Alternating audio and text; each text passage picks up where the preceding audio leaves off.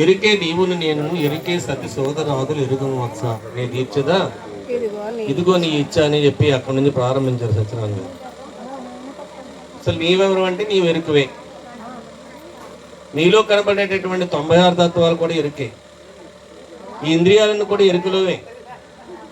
అయితే ఇవన్నీ కూడా ఏం చెప్పిందయ్యా అంటే వేదం చెప్పింది కదా అన్నారు. ఆ వేదం గురించి కూడా చెప్పారు. ఋగ్వేదము, యజుర్వేదము, సామవేదం, అధర్వవేదం 4 వేదాలు ఉన్నాయి. ఈ 4 వేదాలు కూడా ఎరుక సత్యమని బోధించిని. ఏం బోధించిని? ఎరికే సత్యమని బోధించిని. అదే ప్రజ్ఞాన బ్రహ్మ, అహం బ్రహ్మోస్మి, తత్వమసి, అయమాత్మ బ్రహ్మ అని 4 మహావాక్యాలు ఆదిశంకరాచార్య వారు కూడా ఎరికే సత్యమని, ఎరుగుతో వచ్చినటువంటి విశ్వంలో ఉన్నటువంటి ఈశ్వరుడు ఎవరైతే ఉన్నారో ఆ ఈశ్వరుని ఆరాధించినట్లయితే మీకు సమస్త కోరికలు కూడా నెరవేరుతాయి అన్నటువంటి భావాన్ని వారు వ్యక్తపరిచారు. అయితే దీక్షితుల వారి అన్ని కూడా నేను ఎరిగి అరిగినది పైన చెబుతానన్నారు. ఆయన ఏమన్నారు? వేదములు కదా గొప్పవి, వేదాంతాతీతమైనటువంటి బోధ చెబుతాను నీకు. ఎందుచేతంటే వేదములు 4 కాదురా 5.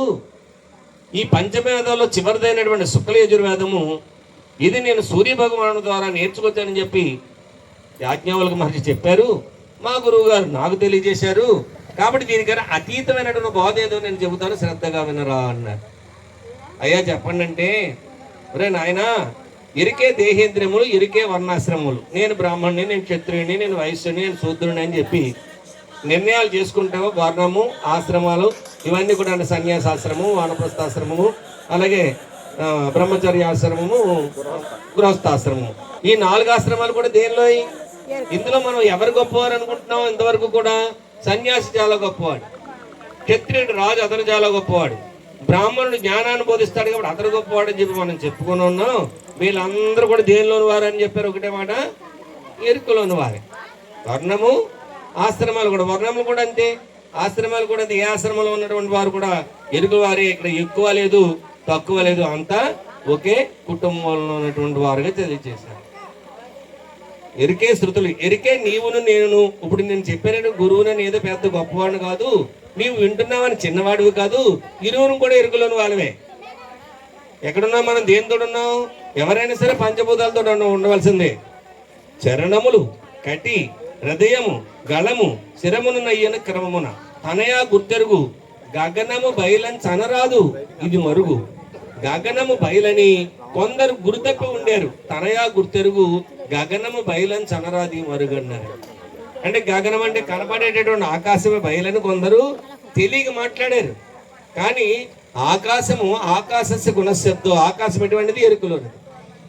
ఆకాశస్య గుణశబ్దో నిశ్శబ్దో బ్రహ్మోచ్యతే. ఆకాశం కూడా దేనిలో ఉన్నది? బయలులోనే ఉన్నది. ఆవరణం మితి కలిగిన నిరావరణం అమితమని తెలుసుకోరా. ఈ రెండింటిని వేరని కనుక్కోరా. నిరావరణములో ఆవరణ మెడలిన ఆవలి మాట లేదని కనుక్కోరా.